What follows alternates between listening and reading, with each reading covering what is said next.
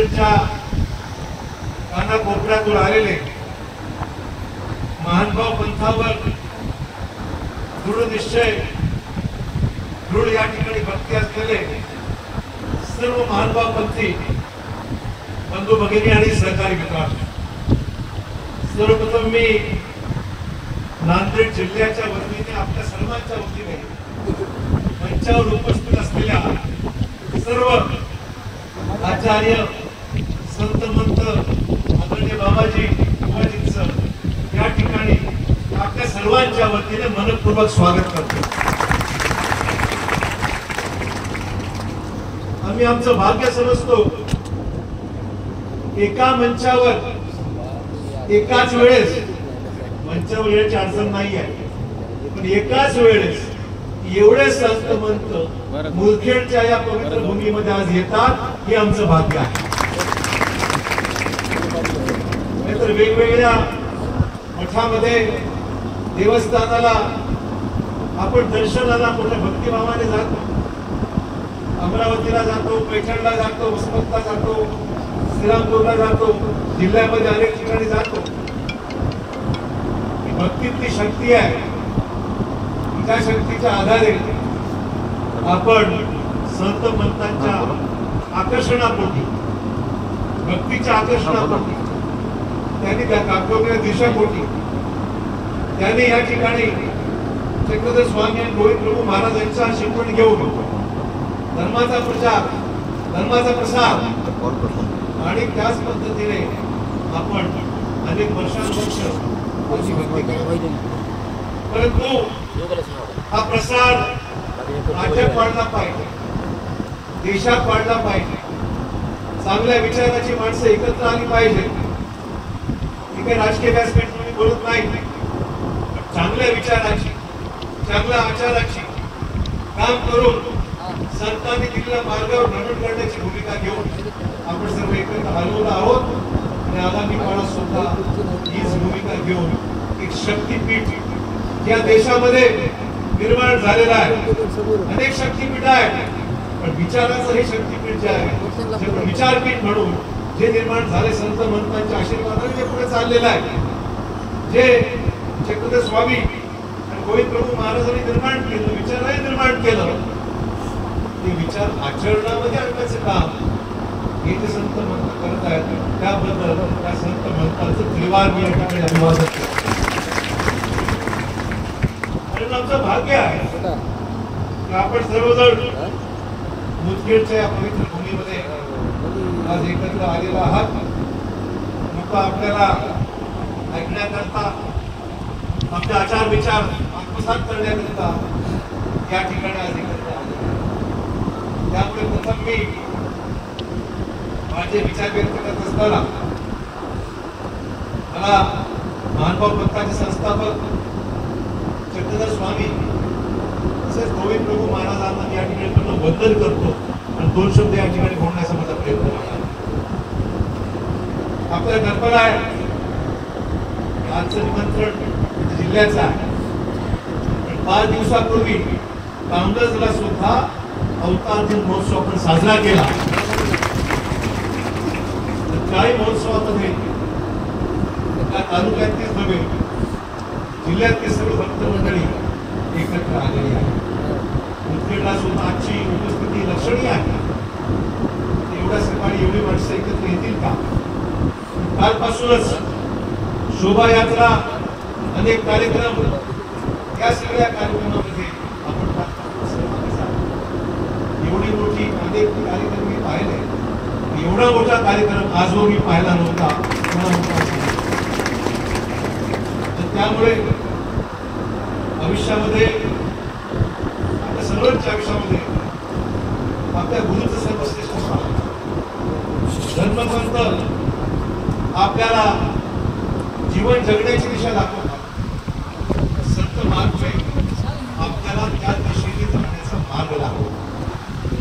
आणि त्यामुळे आजच्या या धर्म परिषदेच्या माध्यमातून एक सकारात्मक ऊर्जा, एकात्मिक शक्ती, जीवनाला शिस्त लागावी, जीवनात आनंद निर्माण व्हावा, आपलं आचरण चांगलं आहे, चांगलं राहावं, चांगलं काय आणि वाईट काय हे समजून घेण्याची क्षमता आपलं वाढावी, सकारात्मकता वाढावी.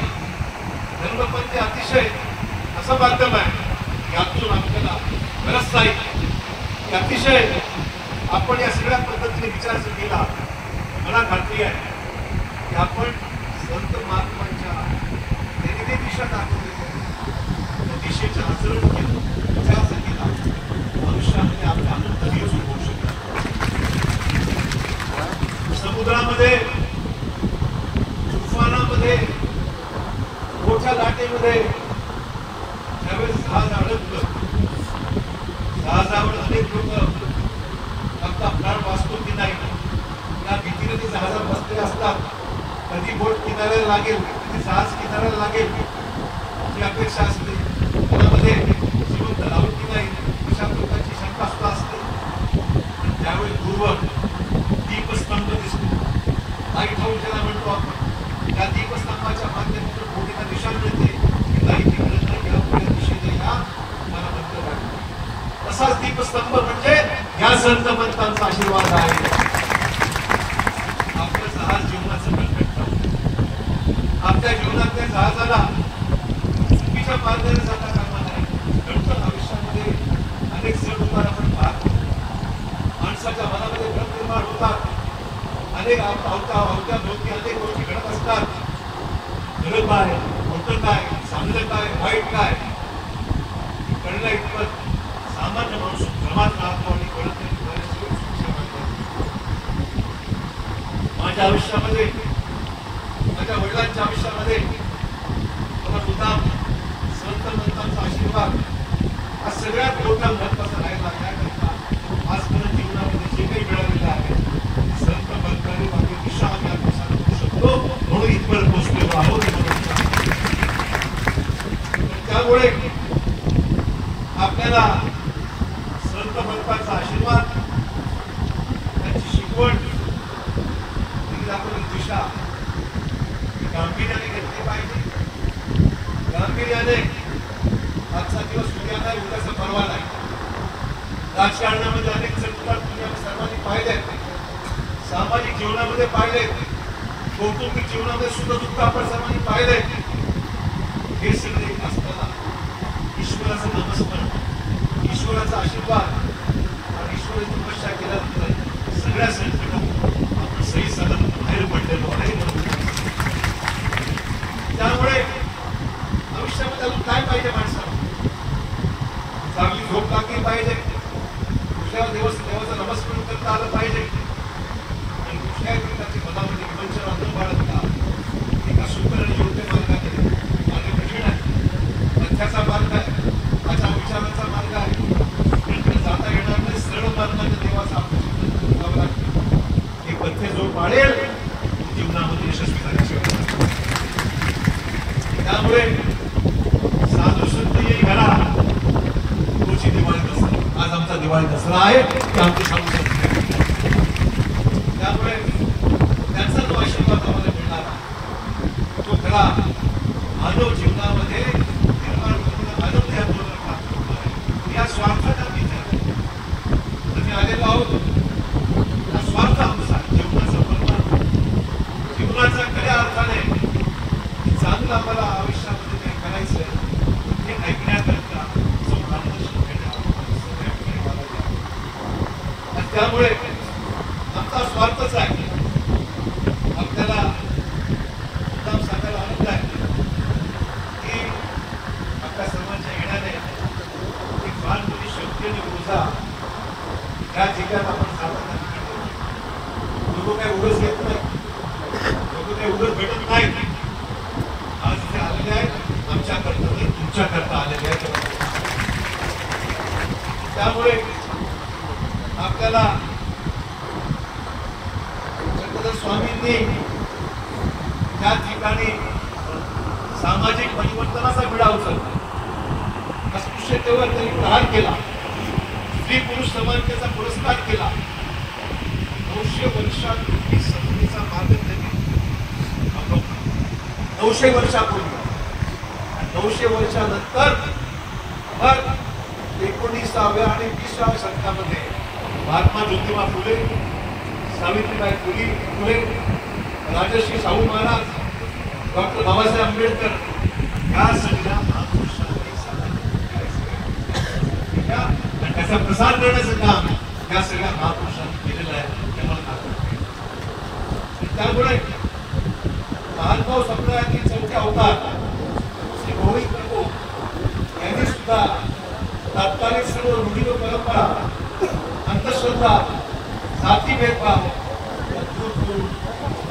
समानता, स्वातंत्र्य, समता, बंधुता या सगळ्या राजनीतीचा हा संदेश अनुशासनाला त्याच्या काळात मला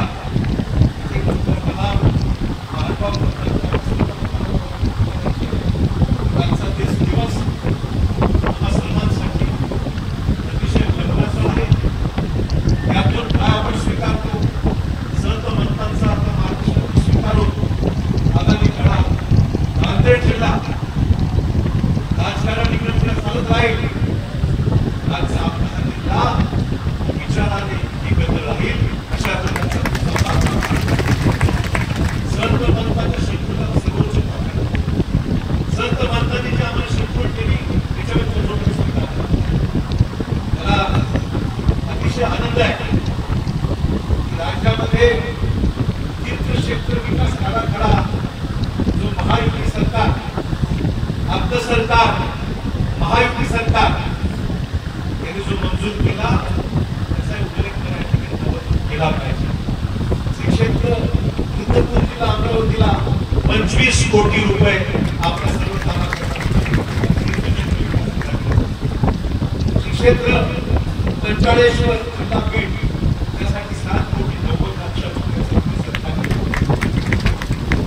श्री क्षेत्र भोगीचा देव जिल्हा बीड 4 कोटी 54 श्री जाळीचा देव जिल्हा जालना 23 कोटी 99 लाख. श्री गोविंद प्रभू देवस्थान जिल्हा वर्धा 18 कोटी रुपयाचा हा सगळं म्हणून पाचही तीर्थक्षेत्रासाठी विकास करण्याकरता महायुती सरकारने 78 कोटी रुपये एकत्रित दिलेले आहेत. त्यामुळे नतमस्तक होतो.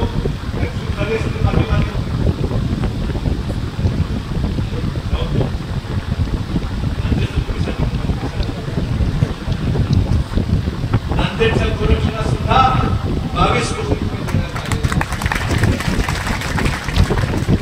त्याचबरोबर तीर्थक्षेत्राच्या विकास आराखड्याला मंजूर करण्यात आला. संत गुलाबराव महाराज भक्तिधाम अल्लापूर 25 कोटी, शिव पार्वती तलाव ओझे वडगणे जिल्हा कोल्हापूर 14 कोटी 98 लाख. श्री विठ्ठल मंदिर देवस्थान कापेवाडा जिल्हा नागपूर 164 कोटी रुपये. सांगत आपण एवढंच आहे सुरुवातीला स्थळावर आपला जो या ठिकाणचा व्यासपीठ आहे ठीक आहे राष्ट्रीय व्यासपीठ, परंतु संतांनी आदेश दिला आणि महायुती सरकारने मंजूर केले. आपलं राज्य केवळ राजकीय भूमिकेत चालणारं नाही आहे. महिलांचं सशक्तीकरण, महात्मा ज्योतिबा फुलेंनी जो विचार मांडला समतेचा, आज लाडकी बहीण या ठिकाणी बसलेली आहे. 1500 रुपये महिन्याला लाडकी बहीण असेल महायुती सरकार. त्यामुळे उल्लेख त्यासाठी करत आहे सगळी जी क्षेत्र विकास झाला पाहिजे. पंतप्रधान नरेंद्र मोदींनी देशामध्ये तीर्थक्षेत्र विकसित अहमदाबाद असेल, वाराणसी असेल, सर्वत्र विमानाने आपण अयोध्येला जाऊ शकता. सकाळी लोक संध्याकाळी येऊ शकतात. तीर्थक्षेत्र विकास आपला देश संत महंतांना सामाजिक कार्याला मानणारा आहे. संत महंतांचा आठवणी या देशामध्ये असरातच झालेल्या आहेत. त्या ठिकाणी सहज जाणार पाहिजे. अनेक आमदार आपल्याकडे तीर्थक्षेत्र योजना सुद्धा महाराष्ट्रात प्रत्येक व्यक्तीला वयस्कर व्यक्तीला 30,000 रुपये जाण्या येण्याकरता सुद्धा तीर्थक्षेत्रात जायचंय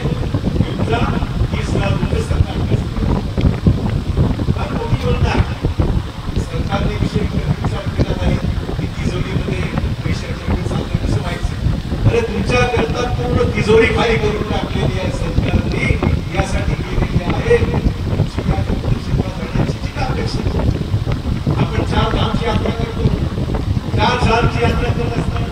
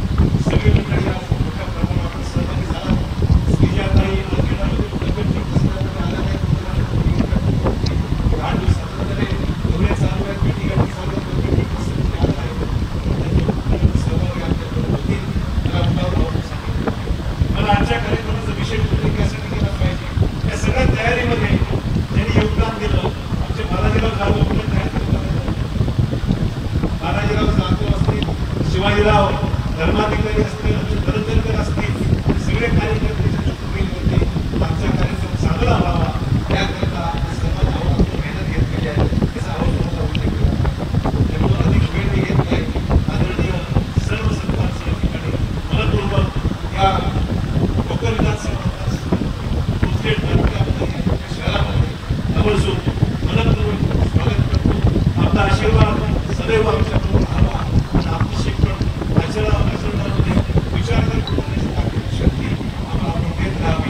अपेक्षा करतो. जय हिंद, जय महाराष्ट्र.